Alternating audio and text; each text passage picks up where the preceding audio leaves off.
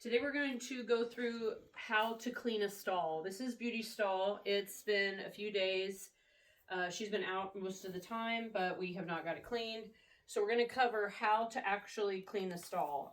The hay, she is a little bit particular, so she's picked out and left some of the coarser pieces. What we're going to start with is removing the larger piles of manure, and then we're going to go along the top and take out the extra pieces of hay that she has not eaten.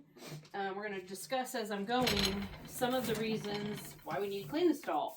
Obviously, we don't want our horses standing in manure. That's going to pack in their hooves.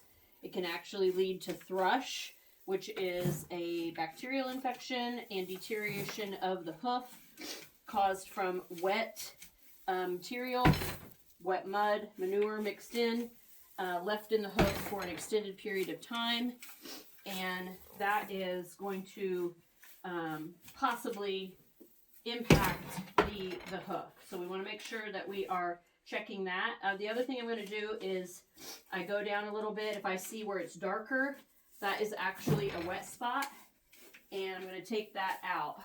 So here's the other difficult part when cleaning a stall, and this is something that's impactful if you have your own horse, because the cost of keeping a horse is something that all of us horse owners think about, and the cost of bedding is a lot. So we want to try to minimize what we take out. So that's why, as I'm going along the top, I'm just going to remove that coarse hay that she's not going to eat. But then over here where I have the piles of manure, I can go ahead and just shovel that out. This is also where she urinates. She does tend to keep that on one end of her stall, so that's always nice, because then we don't have the whole entire stall wet. So I'm going to go across here and shovel out the manure, but then I'm actually going to go a little bit deeper where the wet spots are, because I want to get out all of that urine-soaked bedding. So I'll just go right here and I'll show you. We start to have dry bedding there, so that's what I want to try to separate out. So if I take this and just gently turn that over, it's kind of like your cat litter box. Doesn't clump quite as well, but the wet bedding does clump together. So then I'm going to turn the next part over.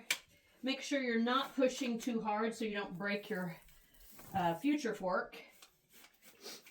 That is one thing that you don't want to also cause yourself an expense. Some people will use a metal pitchfork, but I don't really find that any of those have the tines close enough together. So over here under her water bucket is probably a little bit from her dripping the water when she takes a drink.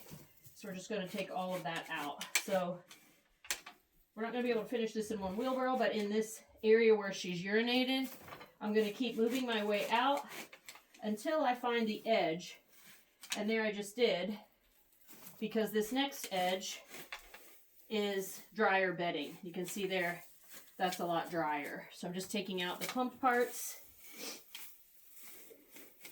We will continue to go through the whole stall that way, and then we will add back bedding once we are finished to make sure that we have plenty of bedding to dry the wet areas out and also provide absorption when she's in here when she does urinate again.